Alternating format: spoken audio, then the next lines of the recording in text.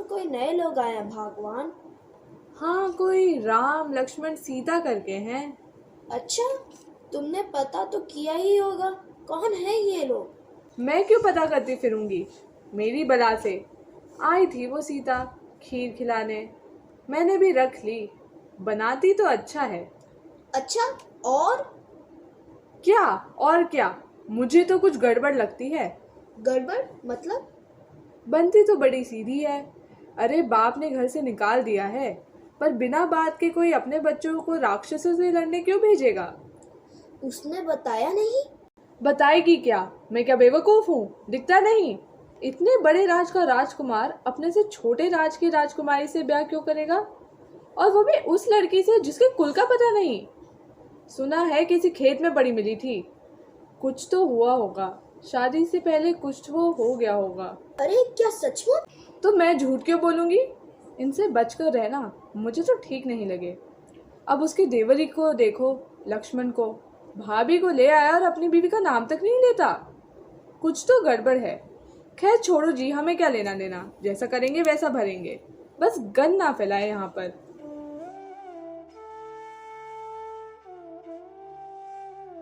भैया राम, चलिए ना जनकपुरी घूम आते हैं। ऋषि विश्वामित्र और राजा जनक तो अपने पुस्तकालय में विचार विमर्श कर रहे होंगे और हमें यही कक्ष में अकेला छोड़ दिया। ऋषि को लगता है कि हम अहिल्या के आश्रम और वन में चलते चलते थक गए हैं, इसलिए उन्होंने हमें विश्राम करने को कहा है। वैसे मुझे ये समझ नहीं आता कि वह हमें अयोध्या ले जाने की बजाय यहाँ जनकपुरी क्यों ले आए। ये तो मुझे गुरुवर से पूछना पड़ेगा, पर गुरु का कोई भी कार्य बिना उद्देश्य के नहीं होता। ताड़का और सुबाहु के अतिरिक्त किसी एक और राक्षस का वध, शायद इस बार वे रावण का नाश करवाना चाहते हैं। रावण का अंत तो होगा ही, उसी के कारण मेरा सारा जीवन उपेक्षित बीता। पिता भी हमेशा रावण के साथ हुए युद्ध की हार का दोषी मुझे ही मानते आए हैं। रावण से मुझे बदला भी तो लेना है। तो क्या रावण के नाश की शुरुआत इधर से ही होगी, जनकपुरी से? कदाचित नहीं, पर मैं आज पूछूंगा गुरुवर से कि हम यहाँ क्यों आए हैं। पूछ लेना, पर अभी तो चलो।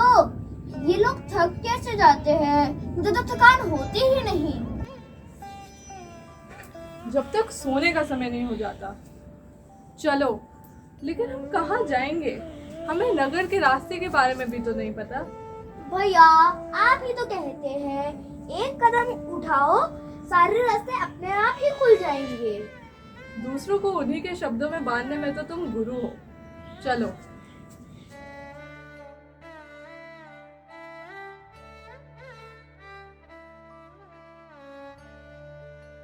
सुना है ऋषि विश्वामित्र पधारे हैं। उनके संग दो सुंदर राजकुमार भी हैं। मैंने तो सुना है वो दोनों अयोध्या के राजा दशरथ के पुत्र राम और लक्ष्मण हैं। ये वही तो नहीं जिन्होंने ताड़का के वन में घुसकर ताड़का और सुबाहु को मारा था? वही तो, पर सुना है मरीचित बचकर रावण के पास भाग गया। बकरे की माँ कब तक खैर मनाएगी, वो भी मरेगा एक दिन। पर ऋषि इन राजकुमारों को यहाँ क्यों लाए हैं? क्या ये दोनों भी जनक के बुलावे पर सीता स्वयंवर में भाग लेने आए हैं? लगता तो है, पर जो हो सो हो। राजकुमार सुंदर बहुत है। एक तो वरण तो सीता करेंगी, दूसरे के संग तुझे ब्याह दें। सीता में तो खोट है ही, इन राजकुमारों में भी कोई तो दोष होगा जो अज्ञात कुलशीला से ब्याह करने चले आए। ज्ञात कुलशीला है तो, पर इसमें सीता का दोष नहीं है बहन। दोष है तभी तो सीता वीरशूल का है, ना होती तो उसके विवाह में इतनी कठिनाइयां ना आती। मुझे तो लगता है इन राम लक्ष्मण में भी कोई ना कोई कमी तो होगी ही, जो अपने से छोटे राज्य की एक ऐसी कन्या से ब्याह करने चले आए जिसके कुल का पता ही नहीं। हे रुद्र, कैसी कमीनी बात कर रही है तू जदिका? रहने दो, ये हर एक में बुराई ढूंढ लेती है। इसके सामने तो स्वयं रुद्र भी आ जाए तो उनके सम्मुख जो भी कहे, उनके मुड़ते ही उनमें खोट ढूंढ लेगी। मेरे मुंह मत लगो, नहीं सुनना तो भाड़ में जाओ। भैया, ये मिथिला राज्य हमारे राज्य से छोटा है ना? काश अयोध्या और जनकपुरी साथ मिलकर रावण का नाश करते, तो आज रावण इतना उत्पात नहीं मचा रहा होता। भैया, सुना है कि राजकाज का काम राजा जनक ने अपनी पुत्री सीता को सौंप रखा है। सीता जनक की दुहिता नहीं बल्कि गोद ली हुई पुत्री है। उनकी अपनी पुत्री का नाम तो उर्मिला है। जनक को तो सीता हल जोतते हुए मिली थी, तब उनकी कोई संतान नहीं थी, तो जनक ने उनको अपनी धरती का प्रसाद मानकर स्वीकार किया था। मुझे बस इतना ही बताया गया है। क्या किसी ने ये नहीं बताया कि सीता परम सुंदरी है? अवश्य होंगी, पर सीता के कुल का कोई पता नहीं, इसलिए कोई भी राज्यवंशी उनसे वैवाहिक संबंध नहीं बनाना चाहता है। इसलिए शायद उनको वीर शुल्का घोषित कर दिया गया है। वह वीर्य शुल्का ये क्या है? अर्थात राजा जनक ने इस शर्मिंदगी से बचने के लिए उनके विवाह के लिए एक शर्त रखी है कि जो वीर उनकी धनुष की प्रत्यंचा चढ़ा देगा उसी से सीता का विवाह कर दिया जाएगा। क्या ऋषि विश्वामित्र हमें यहाँ स्वयंवर में ही तो भाग लेने के लिए नहीं आए हैं? अगर ऐसा है तो ये तो धोखा है। मैं कदापि इसे स्वीकार नहीं करूंगा। चलो लक्ष्मण, हम ऋषि से कुछ प्रश्नों के सब उत्तर मांगने चलते हैं। भैया, वो भीड़ कैसी लगी है? चलो देखते हैं।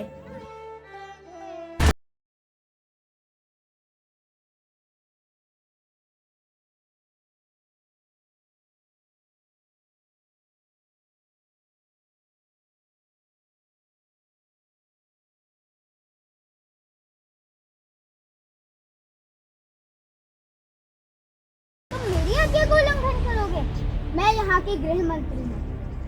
पर राजकुमारी, ये हमारी गरीब बस्ती का लड़का है, हम इसे न्याय करेंगे। इसने चोरी की है, हम इसे सजा देंगे। इसके हाथ काट कर वो हम देख लेंगे, आप जाएं। मैं नहीं जाऊंगी। इसका न्याय होगा तो राष्ट्रीय न्यायालय में होगा।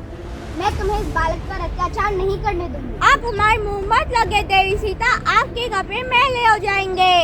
ये राजकुमारी नहीं है, राजकुमारी तो उर्मिला है। इसे करने की कोई आवश्यकता नहीं। चली जाओ, नहीं तो अनर्थ हो सकता है।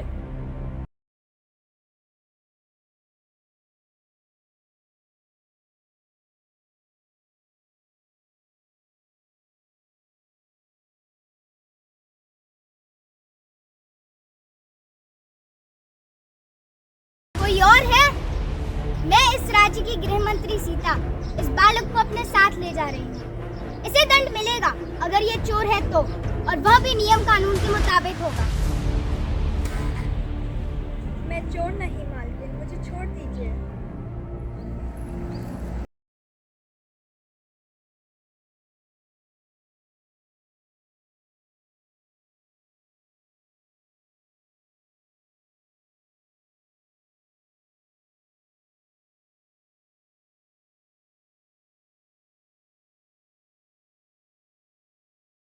आपने देवी सीता की सहायता क्यों नहीं की? वह चली गई है भैया, अपने सिर उठा लीजिए। आपने उनके बीच बचाव में मदद क्यों नहीं की? यह सीता थी ना, और लक्ष्मण, इसकी कोई आवश्यकता नहीं थी। स्थिति उनके नियंत्रण में थी। हाँ, जिसके आने पर आपने अपना सर झुका लिया, मतलब आपको अपने मन की संगिनी मिल गई। तो क्या चले ऋषि विश्वामित्र से लड़ने?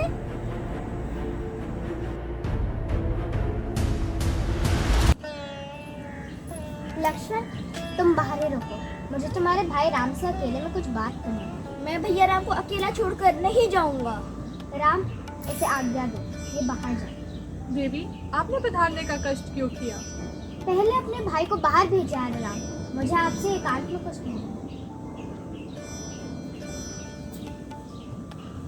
आइए, आसन ग्रहण करें देवी। बताइए, राम आपकी क्या सेवा कर सकता है? ऋषि विश्वामित्र आपको मेरे स्वयंवर में भाग दिलवाने के लिए लाए हैं राम। जी, उन्होंने कुछ खुलकर तो नहीं बताया, पर लगता है कारण तो यही है। गुरुवर का कोई भी कार्य बिना किसी उद्देश्य के नहीं होता। उन्होंने मुझसे और मेरे पिता से खुलकर बात की है और आपके बारे में भी बताया। आप अयोध्या के राजकुमार हैं और आपने ऋषि विश्वामित्र के सिद्धाश्रम में उत्पात मचाती ताड़का, उसके पुत्र सुबाहु और मरीचि जैसे भयंकर राक्षसों का वध किया है। मरीचि का वध नहीं कर सका, वे केवल घायल हुआ और भाग गया। और हमने वन में बसी निम्न जातियों के महिलाओं और पुरुषों को उच्च कुल के आर्यों, जिनका व्यवहार राक्षसों से कम हिंसक नहीं, उन्हें अभयदान दिया है। और आपने 25 वर्षों से पत्थर की बनी एकाकी पड़ी देवी अहिल्या को सामाजिक प्रतिष्ठा और सम्मान दिया है। ये तो प्रभु रुद्रदेव तथा गुरुदेव के आशीर्वाद से हुआ है। देवी सीता, मैं तो केवल निमित्त मात्र हूँ। ये आप क्या कर रही हैं देवी? मैं धरती से उत्पन्न और राजमहल में पली एक ऐसी कन्या हूँ जिस पर बार बार अज्ञात कुल होने का ताना कसा जाता है। मैंने आज तक आप जैसा आदर्श पुरुष नहीं देखा जिसने मेरे एक स्त्री के सम्मुख आदर से सर झुकाया हो। आप मेरे लिए आदर्श स्त्री हैं, न्याय के लिए आवाज उठाने वाली। कल आपने अपनी जान हथेली पर रखकर उस बालक को उन दुष्टों के चंगुलों से बचाया। आप पर उनकी नादानी भारी पड़ सकती थी देवी। प्रभु रुद्र की कृपा से आप वहाँ थे, मेरी जान को कोई खतरा नहीं था। आप धन्य है सीता। आपसे पहले भी कई शक्तिशाली राजा आए, पर इस शिव धनुष की प्रत्यंचा नहीं चढ़ा पाए। मैं बिना किसी को कुछ बताए ये आपके पास लेकर आई हूँ। चाहती हूँ आप इसकी विधि सीख ले, जिससे कल स्वयंवर में इसकी प्रत्यंचा चढ़ाने में आपको आसानी होगी। मैं कृतज्ञ हूँ देवी, पर राम ये नहीं करेगा। छल प्रपंच रघुकुल की रीत नहीं है। तो क्या आप मुझसे विवाह नहीं करना चाहते? देवी, मुझे गलत ना समझे। कल आपका पराक्रम और न्याय देखकर मेरा सर सम्मान में झुक गया था, पर आप मुझ पर अनुग्रह ना करें। कल मैं नियमों के अनुसार ही इस धनुष की प्रत्यंचा चढ़ाकर आपका वरण करूंगा। ऐसे तो आपको भी अच्छा नहीं लगेगा, जैसे किसी छली ने आपको वरा हो। क्या आपको पता है कि कल रावण भी स्वयंवर में आएगा? रावण?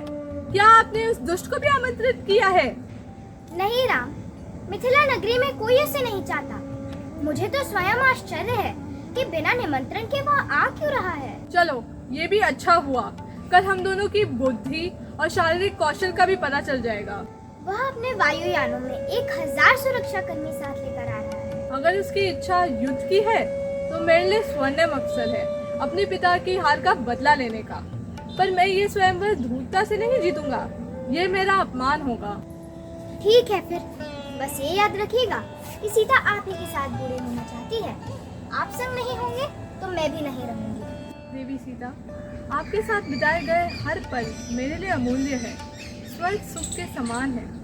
आप मुझसे बराबरी के लिए प्रतिस्पर्धा नहीं कर रही हैं, परंतु आप अपनी दिव्यता से मुझे पूर्ण कर रही हैं। आप सच्चे अर्थों में मेरी अर्धांगिनी बनकर मुझे पूरक करेंगी। ये तो आदर्श विचार है, पर सच तो ये है कि स्त्रियों को न धर्म ग्रंथ लिखने की अनुमति है न पढ़ने की। समाज उन्हें पुरुषों के समान दर्जा नहीं देता। सैनिक, अंदर आओ।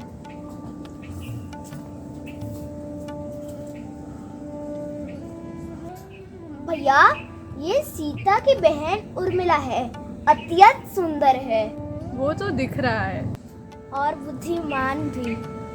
ठीक है, पर अभी समय है। तुम अभी 25 वर्षों के नहीं हुए हो।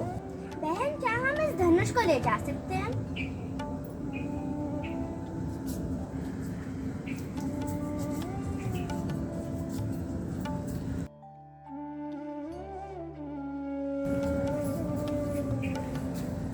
क्या बात है भैया, देवी सीता किस लिए आई थी?